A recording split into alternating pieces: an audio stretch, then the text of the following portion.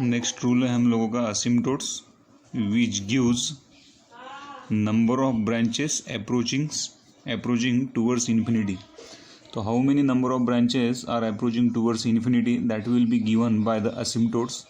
तो ये rule number 4 है हमारा. सो असिम्प्टोट्स का जो फॉर्मूला है which will be equals to number of poles minus number of zeros, जिसको आप लोग बोल सकते हैं P माइनस Z.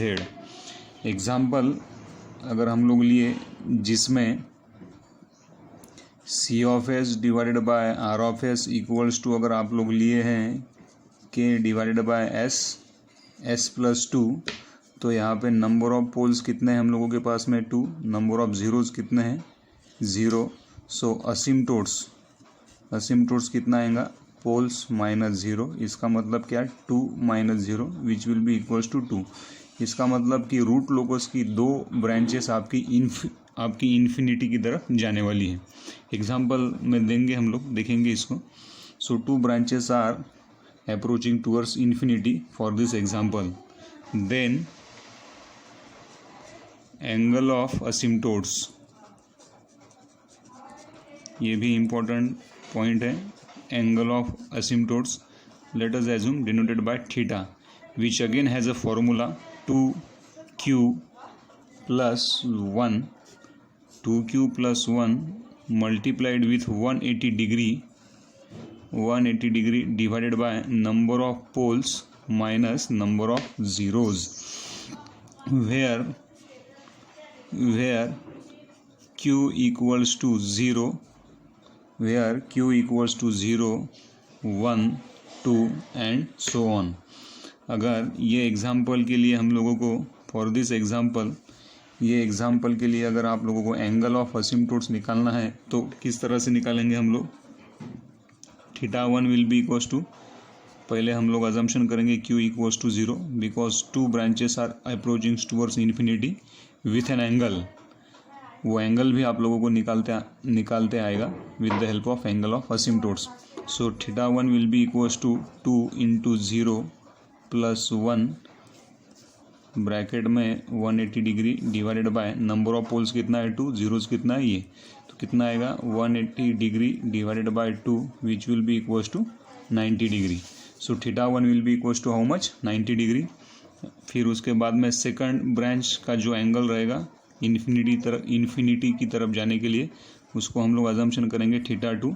वहाँ पे q का वैल्यू 1 लेना पड़ेगा. सो 2 इंटू q मतलब 1 plus 1 in bracket 180 degree divided by 2 minus 0. So this will become 3 into 180 degree divided by 2. सो ये आएगा 90, 9 त्रिक 27 मतलब 270 डिग्री. सो θ1 का वैल्यू कितना आया 90 डिग्री, θ2 का वैल्यू कितना आया 270 degree. So this is your rule number 4. इसको हम लोग एग्जाम्पल में अच्छे से डील करेंगे. अभी सिर्फ इतना समझ लो कि ये निकालते कैसे और इसका क्या इंपॉर्टेंस है. सो असिम्प्टोट्स क्या देगा हम लोगों को, the number of branches approaching towards infinity. वो अगर निकालना है तो असिम्प्टोट्स का हेल्प हम लोगों को लेना पड़ेगा. फिर वो जो इन्फिनिटी की तरफ आपकी ब्रांचेस जा रही है उसका क्या एंगल रहेगा रूट लोकस में, वो अगर आप लोगों को निकालना है तो then you have to find out the angle of asymptotes. Then उसके बाद वाला जो रूल है वो है हम लोगों का centroid. So then we are having rule number 5 which is nothing but your centroid.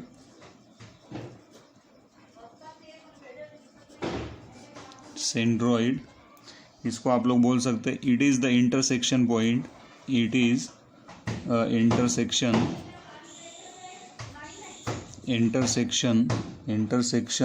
point of